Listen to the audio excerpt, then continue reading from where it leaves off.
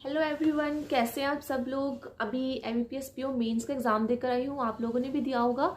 तो मुझे इसका लेवल एसबीआई पीओ मेंस से थोड़ा टफ लगा, बिकॉज जो एसबीआई पीओ का जीए का एंड रीजनिंग का सेक्शन था वो इससे ज़्यादा डुएबल था। मुझे टफ लगा, बाकी आप लोगों को कैसा लगा आप लोग बताना।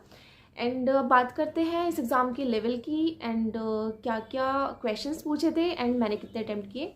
सो फर्स्ट सेक्शन था रीजनिंग का सेक्शन। तो इसमें 6 से 7 पजल्स आई थी, तो मैं बताऊंगी पजल्स में क्या क्या आया था। देन 2 क्वेश्चन थे कॉर्डेड। सॉरी, मैं देख के बता देती हूँ तो इससे ज़्यादा अच्छे से बता पाऊंगी। सो 2 क्वेश्चन थे सिलॉज के, कोडेड वाली थी। तो इसमें ऐसे गिवन था A% B एंड इसका मतलब था ऑल A are B। तो ऐसे करके 3 कंडीशन गिवन थी, तो उस पर 2 क्वेश्चन थे। देन उसके बाद 2 क्वेश्चन थे कॉर्डेड इनइक्वालिटी के। देन 5 से 6 क्वेश्चन थे लॉजिकल रीजनिंग के एंड 6 से 7 पजल्स थी। तो एक पजल थी जिसमें 12 लोग बैठे थे एंड वर्टिकल लाइन्स में बैठे थे, 6 ईस्ट में 6 वेस्ट में। सो आमने सामने बैठे थे एंड एक वेरिएबल और गिवन था इसमें। तो इसमें क्या हो रहा था कि जब मैंने पजल स्टार्ट की तो इसमें एटलीस्ट 4-5 ऐसे पॉसिबिलिटीज़ बन रही थी। बट जब थर्ड या फोर्थ कंडीशन पे आई तो बाकी सारी पॉसिबिलिटीज़ कट हो गई थी। मतलब सिर्फ 2 या 3 पॉसिबिलिटीज़ से ये आंसर चल रहा था आगे तक और लास्ट में हो गया था। तो ये डूएबल था बट काफ़ी ज़्यादा लेंदी लग रहा था। तो ये एक पजल मैंने की। देन उसके बाद में एक पजल थी जिसमें 7 लोग बैठे हैं हॉरिजॉन्टली एंड नॉर्थवर्ड फेसिंग है। तो इसमें काफ़ी सारी कंडीशन थी कि वोवल वोवल के पास नहीं बैठा होना चाहिए, कॉन्सोनेंट कॉन्सोनेंट के पास नहीं बैठा होना चाहिए एंड उनके पास इवन और ऑड डिजिट के कुछ नंबर थे।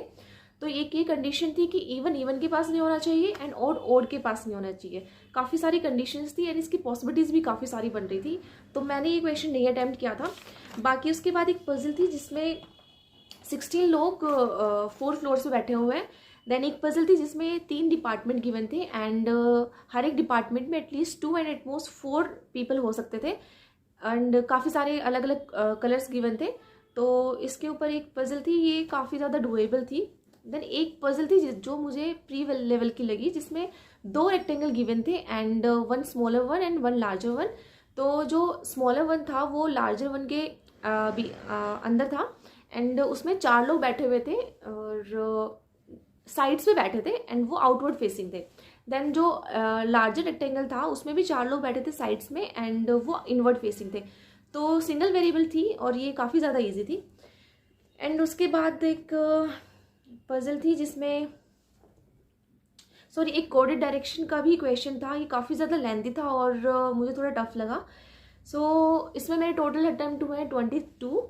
एंड अब बात करते हैं जीके की। तो जीके की क्या ही बात करें, जीके तो काफ़ी ज़्यादा टफ था, एसबीआई पीओ से भी टफ था एंड मोस्टली दिसंबर के ही क्वेश्चन थे और मोस्टली बैंकिंग से रिलेटेड क्वेश्चन थे। तो एक क्वेश्चन ने पूछा था कि जो यूनियन बैंक ऑफ इंडिया है 1919 में बना था, तो ये लार्जेस्ट बैंक्स में कौन से नंबर पे है।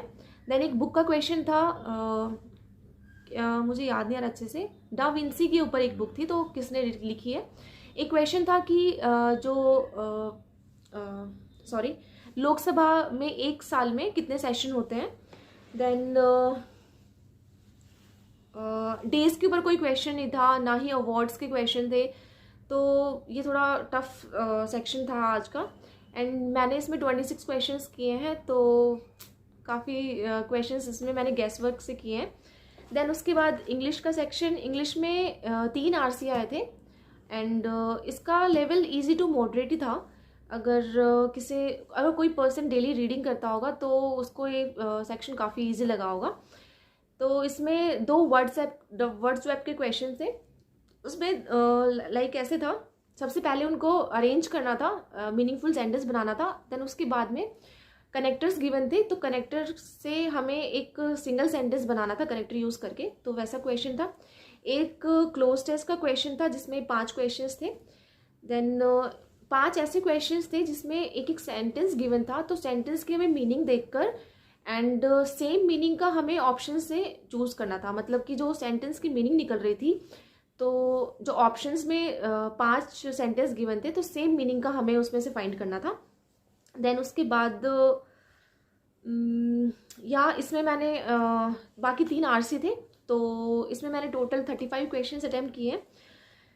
सो लास्ट सेक्शन था क्वांट का। तो क्वांटिटेटिव एप्टीट्यूड में जो क्वेश्चंस आए थे, अरिथमेटिक के पार्टनरशिप के 2 या 3 क्वेश्चंस थे। टाइम एंड वर्क का था, मिक्सचर एंड एलिगेशन का क्वेश्चन था, एज से रिलेटेड क्वेश्चन था। देन एक डीआई थी जिसमें पाई चार्ट की डीआई थी, जिसमें एक पाई चार्ट में गिवन था कि total number of students boys and girls, and दूसरे पाई चार्ट में बॉयज़ के डेटा गिवन था। तो उसके बेसिस पे क्वेश्चन था, एंड कुछ नोट में 2-3 कंडीशन गिवन थी, उसके बेसिस पे जो डेटा मिसिंग था वो निकल रहा था, एंड उससे क्वेश्चन सोल्व हुआ था। देन उसके बाद एक क्वेश्चन था जिसमें ग्राफ टेबुलर फॉर्म में था, जिसमें एक टेबल में गिवन था कि शेयर के प्राइसेस, एंड दूसरे में गिवन था शेयर के नंबर ऑफ शेयर्स। तो थोड़े उसके कंडीशंस गिवन थी, लाइक मार्केट वैल्यू का हमें फॉर्मूला गिवन था कि price into number of shares, and ऐसे ही एक प्रॉफिट मार्जिन का फॉर्मूला गिवन था। तो ऐसे कंडीशन को रख के क्वेश्चन सॉल्व करना था। तो इसमें 4 से 5 क्वेश्चंस थे, ये मैंने किया था। देन उसके बाद पाइप्स एंड सिस्टम का क्वेश्चन था, एंड तो नंबर सीरीज के क्वेश्चंस थे, उसमें 2 नंबर सीरीज गिवन थी, एंड उसके बेसिस पे हमें क्वेश्चन सॉल्व करना था। सो इसमें मेरे 8 ही क्वेश्चन हो पाए। देन उसके बाद डिस्क्रिप्टिव था। तो डिस्क्रिप्टिव में मैंने लेटर लिखा था जो एडिटर को लिखना था, about the maintenance and restoration of historical monuments. And ऐसे का टॉपिक मैंने चूज़ किया था, modern technology makes life convenient elaborate. तो इस पर मैंने ऐसे लिखा था, एंड सो मेरे टोटल अटेम्प्ट 91 रहे हैं। तो एंड मुझे इसका थोड़ा जो पैटर्न था और टफनेस थी वो SBI PO से ज़्यादा लगी। बाकी आप लोगों को कैसे लगी आप लोग बताना, एंड आप लोगों के कितने अटेम्प्ट्स रहे, एंड कितने सेक्शन वाइज बताना। सो या अभी IBPS क्लर्क के लिए ये टारगेट है कि दिसंबर को अच्छे से कर लेना है, क्योंकि मोस्टली GA का सेक्शन दिसंबर से ही था, एंड 1 या 2 टेस्ट लगाऊंगी। बाकी या thank you so much for watching the video, and please subscribe to my channel. Thank you.